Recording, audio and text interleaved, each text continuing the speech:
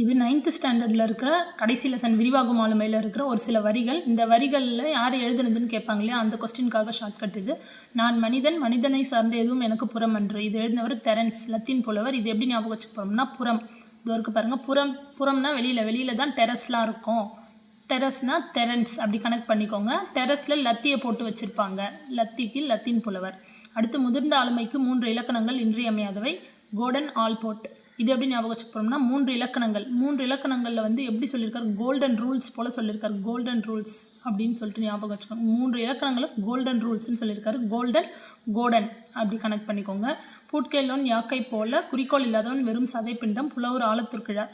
சதைப்பிண்டம் இது போலெல்லாம் ஒரு பெரிய பெரிய விஷயத்துலாம் யாருக்கு சொல்லுவாங்க, கிழவர்கள் தான் சொல்லுவாங்க. ஸோ ஆழத்துர்கிழார்.